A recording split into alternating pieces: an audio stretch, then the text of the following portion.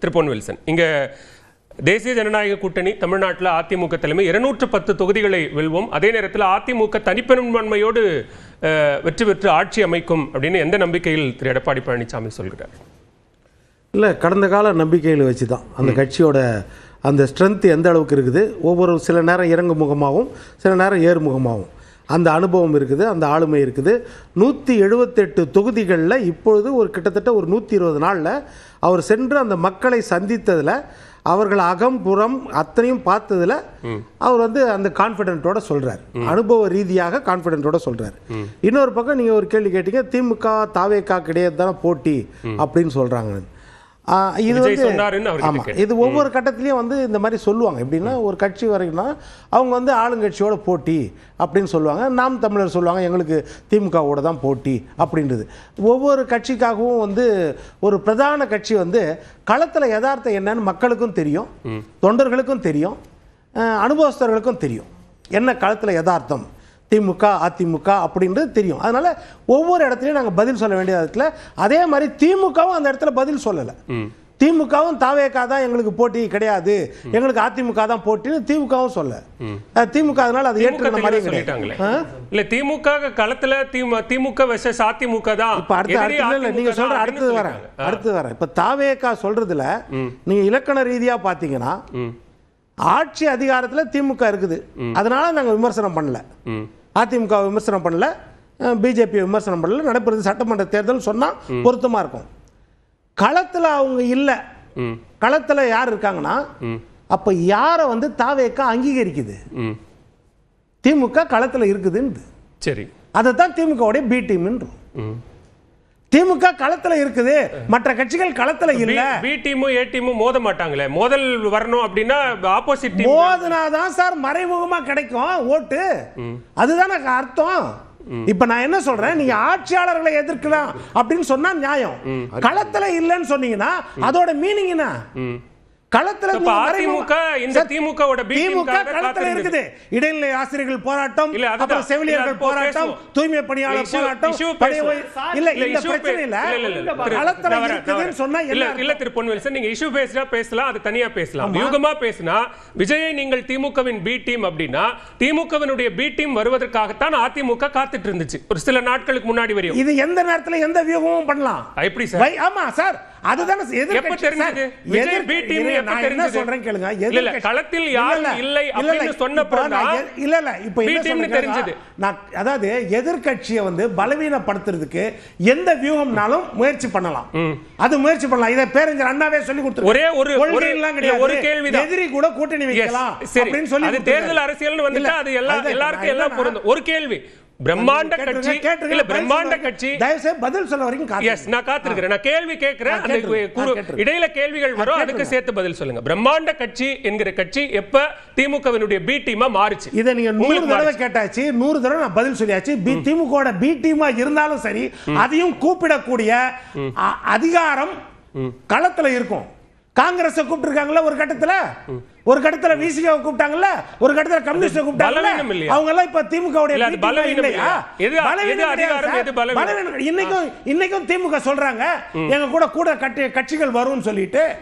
அப்ப அவங்க பலவீனமா? அது சொல்லுங்க, இன்னும் கட்சிகள் வரும் சொல்றாங்கல்ல, அது பலவீனமா? இப்ப காங்கிரஸ் கூட பிரவீன் சக்கரவர்த்தி போய் தாவேகா கூட பேசுறாரு, அப்ப காங்கிரஸோட பலவீனமா அது? சொல்லுங்க. செல்லப்பெருந்தகை போய் பேசுறாரு, ராமதாஸை பாக்குறாரு, அப்ப திமுக கூட்டணி பலவீனமா? பலவீனம் கிடையாது, ஒரு யுக்தி, அவ்வளவுதான். பழம் நடுவி பாலில் விடும் கேட்டார்னா திமுகவுடைய பலவீனமா? அது ஒரு யுக்தி, அவ்வளவுதான். நான் என்ன சொல்ல வரேன், கடந்த காலங்கள்ல நீங்க அப்படி இல்ல, நீங்க இப்ப பேசுங்க, இந்த விமர்சனங்களை திரு பொன் வில்சன் தாராளமா முன்வைங்க. அந்த வார்த்தையில எடுத்து தான் பேச முடியும். அவர்கள் சொன்ன வார்த்தை களத்துல நாங்க போராடுறோம் சொல்றாங்க, களத்துல அப்ப திமுக தான் இருக்குதுன்னு அவங்க 2024 நாடாளுமன்ற ஏத்துக்கறாங்களா இல்லையா? நீங்க அந்த விமர்சனங்களை வைங்க. 2024 நாடாளுமன்ற தேர்தலிலோ இப்ப சில மாதங்களுக்கு முன்னாடி வரைக்குமோ திமுக கூட்டணியில விரிசல் ஏற்பட்டுருச்சு, திமுக கூட்டணியில சலசலப்பு உடைய போது, இவங்க இங்க வராங்க அவங்க இங்க வராங்க, இப்ப சில மாதங்களுக்கு முன்னாடி நாங்க சிவப்பு கம்பளம் விரித்து வரவேற்கிறோம் கூட்டணிக்கு வாங்க அப்படிங்கிற வரையும் கூப்பிட்டு அதெல்லாம் சொல்லலாம். இப்போ எதுக்காக கடிதம் எழுதுறாங்க? அப்போ துரை வைகோவும் ரவிக்குமாரும் கம்யூனிஸ்ட் தலைவர் சண்முகமும் அப்புறம் இந்திய கம்யூனிஸ்ட் தலைவர் வீரபாண்டியும் தேசிய எதிர்கட்சி தலைவருக்கு எதுக்கு கடிதம் எழுதுறாங்க? கூட்டணி தான் ஸ்ட்ராங்கா இருக்குதுல்ல. உதயநிதி தான் சொல்லிட்டாரு கை உங்களோட தான் இருக்குதுன்னு சொல்லுங்க. அப்புறம் என்ன அர்த்தம்? இப்ப இதுதான் முக்கியமான விஷயம். அடுத்து இப்ப நம்ம அவர் சொன்ன மாதிரி பாதிக்கப்பட்ட அந்த 41 பேர் குடும்பத்தோட பேசியிருந்தா வேற விஷயம். ராகுல் காந்தி விஜய் கிட்ட தானே பேசினாரு. அந்த யதார்த்தத்தை தானே சொல்றாங்க. இது யதார்த்தத்தை களத்துல எல்லாருமே சொல்லக்கூடியது தானே. சரி, இதுதான் வியூகம், அவ்வளவுதான். ஆனா களத்துல என்ன இருக்குதுன்னா இப்ப நீங்க பாத்தீங்கன்னா இப்போ சீமான் ஐயா சொல்றீங்க. சீமான் ஐயாவும் இல்ல அதுக்கு சுவாமிநாதன் என்ன சொன்னார்னா, நீங்க கரூர் விவகாரத்துல அதிமுக கிட்டத்தட்ட தாவேகாவுக்கான ஒரு வழக்கறிஞரை போல செயல்பட்டு இல்ல. அதுலதான் நீங்க முக்கியமா பார்க்கணும். நியாயத்தின் பக்கம் ஒரு அனுபவ தலைவர், ஆளுமை மிக்க தலைவர் நிக்கிறார். என்னன்னா உங்ககிட்ட ஆட்சி இருக்குது, அதிகாரம் இருக்குது, காவல்துறை இருக்குது, விசாரணை அமைப்பு இருக்குது, ஒரு நபர் கமிஷன் இருக்குது, அத்தனை இருக்குது. எப்படி நியாயங்கிற முடிவுக்கு முழுசா சொல்ல மாட்டேன். சொல்லுங்க முழுசா சொல்ல விட்டீங்கன்னா எல்லாம் உங்க கையில இருக்குது.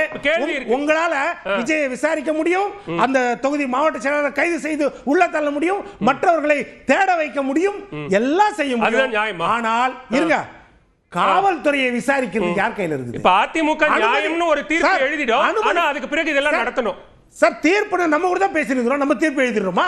இல்ல நியாயம் இதுதான் சொல்றேன். நியாயம் எப்படி முடிவுக்கு வரீங்க? அதான் சொல்றேன் நான் வரேன் சார். அவங்களுக்கு நியாயம் சார், மக்கள் அதை முடிவு பண்ணுவாங்க. நீங்களும் நானும் முடிவு பண்ண முடியாது. அவர் நியாயத்தின் பக்கம் இருந்தால் நான் சொல்ற காரணங்கள் நீங்க உண்மையா இல்லையான்னு சொல்லுங்க. காவல்துறை மேல விசாரணை வேணுமா இல்லையா? எஸ்பி மேல விசாரணை வேணுமா இல்லையா? கலெக்டர் மேல விசாரணை இன்னைக்கு சிபிஐ விசாரணை பண்ணுது இல்ல? இதைத்தான் அதிமுக சொன்னது, விசாரணை வைங்க, அந்த பக்கம் விசாரணை வைக்கிறாங்க.